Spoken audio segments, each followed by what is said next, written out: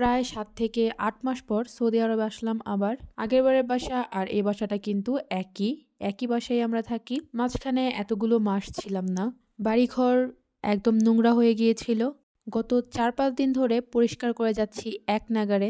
কাজ যেন শেষই হচ্ছে না। তো চলুন আপনাদের সাথে আজকে শেয়ার করব বাসায় কি কাজ করি আমি সারাদিন। সো হ্যালো এভরিওয়ান, আসসালামু আলাইকুম। কেমন আছেন আপনারা সবাই? আশা করছি আল্লাহর রহমতে সবাই অনেক বেশি ভালো আছেন। আলহামদুলিল্লাহ আমিও ভালো আছি। সৌদি আরবে এসেছি ৪-৫ দিন হয়। এই ৪-৫ দিনে একদিনও মনে হয় আমি রেস্ট করিনি। যেদিন এসেছি তার পরের দিন থেকেই শুরু হয়ে গিয়েছে কাজ। যদিও আমার হাজবেন্ড যথেষ্ট পরিষ্কার করে রেখেছিল, না হলে ১ মাসেও শেষ হতো না। ছেলে মানুষের কাজ আর মেয়ে মানুষের কাজ অনেকখানিই পার্থক্য, বিশেষ করে ঘরের কাজ। তো এই আর কি, নিজের মন মতো করে সাজিয়ে নিলাম ঘরটাকে। এদিকে আমি আদা রসুন ছিলে নিচ্ছি। ৪-৫ দিন ধরে এসেছি আদা রসুন শুধু ছেঁচে রান্না করছি, পেস্ট করা হয়নি। ছেঁচে রান্না করলে আমার কাছে ভালো লাগে না, তাই আদা রসুন ছিলে নিচ্ছি ব্লেন্ড করার জন্য। এদিকে এত কাজের মাঝখানেও আমার মেয়ে, তার তো বায়নার শেষ নেই। সে এটা খাবে, ওটা খাবে, এখানে যাবে, ওখানে যাবে, তার ২৪ ঘন্টা বায়না লেগেই আছে। সে এত পরিমাণে দুষ্টমি করে, ৫ মিনিট যেখানে বসবে আধা ঘন্টার কাজ জমিয়ে রেখে আসবে। আমি ওর জন্য পাস্তা রেডি করছিলাম। এখানে পাস্তাটা সেদ্ধ করে হালকা একটুখানি পেঁয়াজ তেলের মধ্যে দিলাম। বেশি সবজি কিছুই দেব না। একটু মরিচের গুঁড়া আর একটু সামান্য হলুদের গুঁড়া আর দিয়েছি ধনিয়ার গুঁড়া আর দিয়েছি স্বাদমতো লবণ দিয়ে এটাকে ভালো করে নেড়েচেড়ে ভেজে নিয়েছি। তার মধ্যেই দিয়ে দিয়েছি একটা ডিম ভেঙে। পাস্তা কিন্তু ডিমের সাথে চিংড়ি মাছ, মুরগির মাংস দিয়ে রান্না করলে আরও বেশি খেতে ভালো লাগে, যেহেতু আমার একটু তাড়াতাড়ি করতে হবে। আর আফরার জন্যই শুধু একটুখানি রান্না করতেছি, এর জন্য আর বেশি কিছু করি নেই।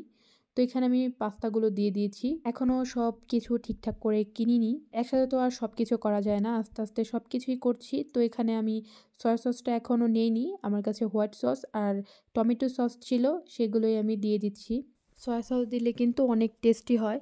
তো এমনিতেও বেশ মজাই হয়েছিল। সসগুলো ভালো করে নেড়েচেড়ে মিক্স করে নিলেই কিন্তু এটা তৈরি হয়ে যাবে। আমার পাস্তা রান্না করা শেষ।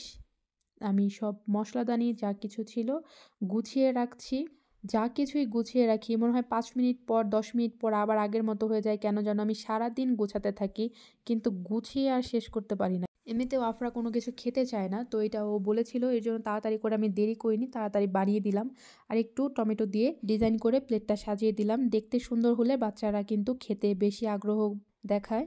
তো আমি এখানে আফরাকে এটা খেতে দিয়ে দিলাম। এদিকে আমি আদা রসুনটাকেও কিন্তু পেস্ট করে ফেলেছি, বেশ অনেকটাই পেস্ট করেছি, অনেক দিন রান্না করা যাবে। তো এটাকে আমি বক্সের মধ্যে ভরে ফ্রিজে রেখে দিচ্ছি। এদিকে ফ্রিজে বক্সটা রেখে চলে আসলাম গাছপালায় পানি দিতে। এদিকে দেখতে পাচ্ছেন আমার সুন্দর গোলাপটা কিন্তু আস্তে আস্তে ফুটতে শুরু করেছে। আর এদিকে আফরা একটু বাহিরে বের হয়েছে। ওর আব্বু সারাক্ষণ কাজে থাকে, তো আমরা বাসায় সারাদিন একাই থাকি। আফরা মাঝে মাঝে বাইরে বের হতে চায়, ওর সাইকেলটা খুলে রাখা হয়েছে, এর জন্য আর কি বের হতে পারে না। সাইকেল থাকলে তো সাইকেল নিয়ে ঘুরে চারপাশ দিয়ে বাসার আশেপাশেই। ওর আব্বু একটু কাজে ব্যস্ত থাকে, তাই ওর সাইকেলটা ঠিক করে এনে দিতে পারছে না। সাইকেল ঠিক হয়ে গেলে ওর কিন্তু একটু বোরিংনেসটা কম লাগবে, কারণ ও সাইকেল নিয়ে ঘুরতে পারবে একা একা, ওর ভালো লাগবে। আগেরবার দেশে যাব, এর জন্য সাইকেলটা খুলেছিলাম নিয়ে যাওয়ার জন্য, পাট সব খুলে রেখেছিলাম, ভাবলাম নিয়ে যেতে পারবো। পরে ওজনে বেশি হয়ে গিয়েছিল, তাই নিতে পারিনি। এদিকে আমি এই কাজের ফাঁকে আবার রান্নাও বসিয়ে দিয়েছি। এখানে মুরগির মাংস রান্না করছি, দেশি মুরগি, যেটা আমি বাংলাদেশ থেকে নিয়ে এসেছি। আমি যতগুলো মুরগি এনেছি ওখান থেকে মনে হয় 2টা মুরগি আমি কিনেছিলাম, আর সবগুলো মুরগি কিন্তু আমার নিজের পালা মুরগি।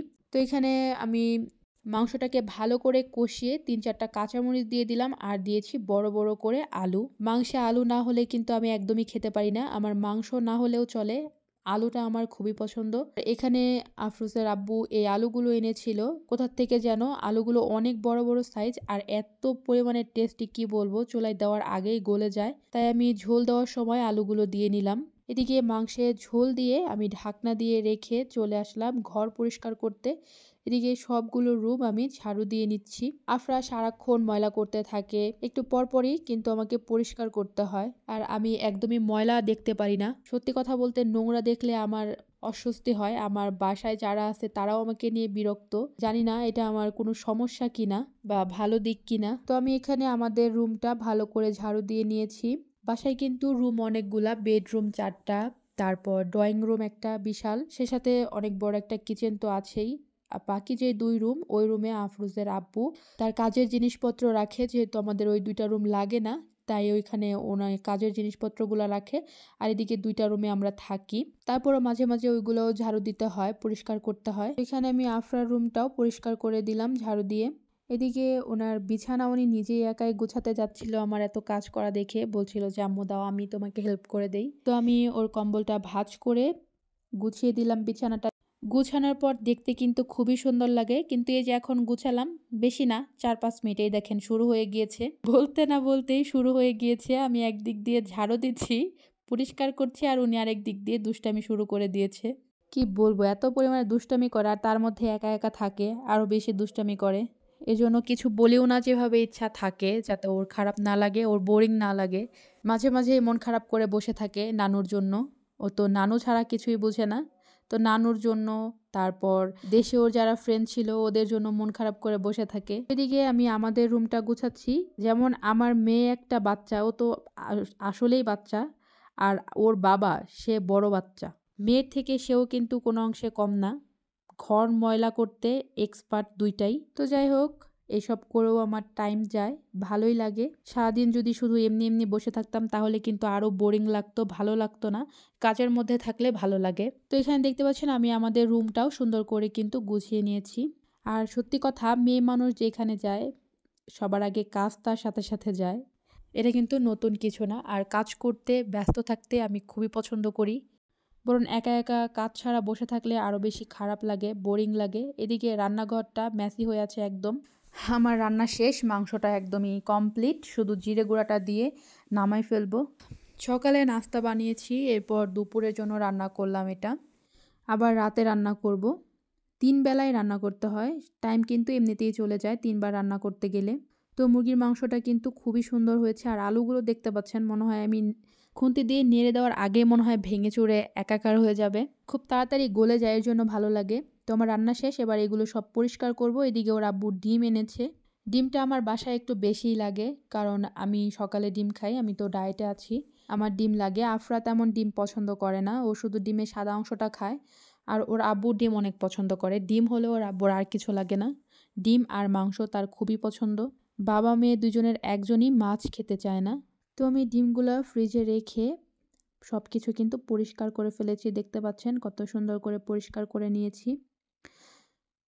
ফ্লোর, তারপর উপরে ব্যাচিং, যত যা কিছু ছিল সব কিছুই কিন্তু আমি পরিষ্কার করে মুছে নিয়েছি। এদিকে রান্নাবান্নাও শেষ, সব কিছু কমপ্লিট। ময়লা জমে গিয়েছিল অনেকগুলো, তো আমি ময়লা বাহিরে ফেলতে যাচ্ছি এখন। দিনের বেলা কিন্তু বাহিরে যাই না, রাত হলে তখন ময়লা যদি জমে যায় রাতে, তখন বাহিরে বলদিয়ার যে ডাস্টবিন আছে ওইগুলোতে নিয়ে ফেলে দিয়ে আসি। এই ময়লাটা আমি বাহিরে নিয়ে গেটের সামনে রেখে দেবো। ওর আব্বু যখন বের হবে, বাহিরে যাবে, তখন এটা ফেলে দিয়ে আসবে। বাহিরে এসে দেখি জায়গাটাও ময়লা হয়ে গিয়েছে। প্রথম যেদিন এসেছিলাম, দ্বিতীয় দিন আমি পুরোটা ঝাড়ু দিয়ে নিয়েছিলাম, তবে আজকে আবার 2-3 দিন পরেই দেখলাম অনেক ময়লা হয়ে গিয়েছে। তো আমি পুরো জায়গাটা ঝাড়ু দিয়ে পরিষ্কার করে নিলাম, বাহিরে ফেলে দিলাম। তো ওর আব্বু আবার আসছে, এসে বলতেছে যে দাও গেটটুকু আমি বের করে দিই। বাহিরে অনেক সময় মানুষ থাকে, এর জন্য ওর আব্বুকে দিলাম। ওর আব্বু বাহিরে এসে দেখতে পাচ্ছেন বের করে দিল ময়লা। পুরোটা একদম ঝকঝকে হয়ে গিয়েছে বাড়িটা আমার। দেখতে পাচ্ছেন কি পরিমাণে পরিষ্কার লাগছে। এই শুরু থেকে শেষ পর্যন্ত পুরোটাই কিন্তু আমরা থাকি, পুরোটাই আমাদের বাসা। আর এদিকে দেখতে পাচ্ছেন আমার গাছগুলো কি সুন্দর। গোলাপ ফুলটাকে আমি বারবার দেখি। এখানে যে আলু গাছটা, এটাকে নিড়ান দিতে যেয়ে ওর আব্বু একটু আগেই কেটে ফেলেছে। মেয়ে তো আমার সে নিয়ে এতক্ষণ কি কান্না। একটা আলুই হয়েছে, পরে ওকে বললাম যে তোমাকে এটা দিয়ে আলু পরোটা বানিয়ে দিব, তারপরও ঠান্ডা হয়েছে। এদিকে আফরা বাহিরে হাঁটতে গিয়েছিল, তারপরে এই ভিডিওটা করে নিয়ে এসেছে। দুম্বা না কিগুলা জানি না, ঘাস খাচ্ছিল। তো ভিডিওটা অনেক বেশি লম্বা হয়ে যাচ্ছে, তাই আর কোনো কিছু দেখালাম না, আর ভিডিও করিনি। মেয়েদের কাজ কখনো শেষ হয় না। যাই হোক, এটা বলার বা দেখানোর কিছু নাই, জাস্ট এমনি ভিডিও করা, এমনি আপনাদের সাথে একটু শেয়ার করলাম, এই আর কি। তো কেমন লাগলো কমেন্ট করে অবশ্যই কিন্তু জানাতে ভুলবেন না। আমার ভিডিও কোনো অংশ যদি আপনাদের কাছে ভালো লেগে থাকে বা খারাপ লেগে থাকে, অবশ্যই আমাকে কমেন্ট করে জানাবেন। তো আজকের ভিডিওটা এই পর্যন্তই। সবাই খুব বেশি ভালো থাকেন। পরবর্তী ভিডিও আসার আগ পর্যন্ত আমার চ্যানেলের সাথেই থাকবেন। সবাই ভালো থাকবেন। আল্লাহ হাফেজ।